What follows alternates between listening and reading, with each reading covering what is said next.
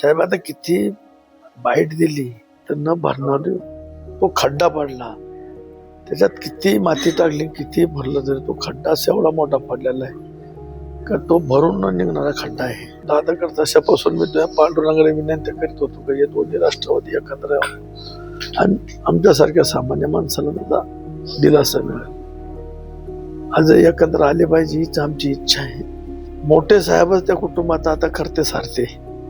साहेबांनी जे ठरलं आम्ही किती सांगितलं, साहेब आहे ते धुरंध नेते आहेत, त्यांनी देशाचं राजकारण चालवलेलं आहे.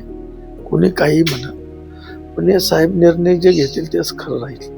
साहेब आता किती बाईट दिली तर न भरणार तो खड्डा पडला, त्याच्यात किती माती टाकली किती भरलं तरी तो खड्डा असा एवढा मोठा पडलेला आहे का तो भरून न निघणारा खड्डा आहे.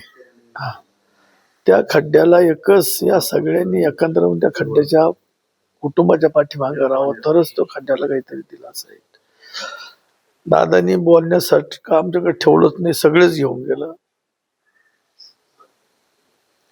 खरं तर 12 डिसेंबरला 2 राष्ट्रवादी पक्ष हे एकत्र येणार होते. 8% घोषणा ते तर 12 डिसेंबरला येणार होते. मी तर जसं निवडून आलो दादा तशापासून मी तुझ्या पांडुरंगाला विनंती करीत होतो की हे दोन्ही राष्ट्रवादी एकत्र यावं आणि आमच्यासारख्या सामान्य माणसाला सुद्धा दिलासा मिळेल. आज एकत्र आले पाहिजे हीच आमची इच्छा आहे. खरं तर अनेक राष्ट्रवादीच्या नेत्यांमध्ये चर्चा आहे की सुनीता पवार यांना उपमुख्यमंत्री पद दिलं पाहिजे. कसं आता त्या कुटुंबाच्या पाठीमागे सगळ्यांनी राहिलं पाहिजे.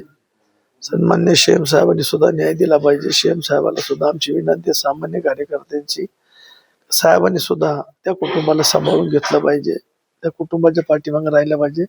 राजकारण येतं जातं, राजकारण चालत राहतं, परंतु आज त्या कुटुंबाची जी वेळ आलेली आहे त्या वेळ सांभाळण्यासाठी सन्मान्य फडणवीस साहेबांनी त्याच्या पाठीमागे उभं राहिलं पाहिजे, पाठीशी उभं राहिलं पाहिजे हीच आमची विनंती. तुम्ही सगळे आमदार सगळे शरद पवारांकडे जाणार आहेत का? दोन्ही राष्ट्रवादी आमची तर विनंती आहेच, आम्ही जाणारच आहे. साहेबाला एकच सांगणार आहे का साहेब जोपर्यंत आता आहेत साहेबांनी त्या कुटुंबाच्या पाठीमागे उभं राहिलं पाहिजे. आम्हाला सगळ्यांना एकत्र केलं पाहिजे मोठ्या साहेबांनी आणि लवकरात लवकर हा निर्णय घेतला पाहिजे हीच आमची इच्छा आहे. आता ते मोठे साहेबाची इच्छा आहे, मोठे साहेब ठरवतील. आता मोठे साहेबच त्या कुटुंबात आता करते सारते. साहेबांनी जे ठरलं आम्ही किती सांगितलं, साहेब आहे ते धुरंध नेते आहेत, त्यांनी देशाचं राजकारण चालवलेलं आहे. कुणी काही म्हणत पण हे साहेब निर्णय जे घेतील तेच खरं राहील.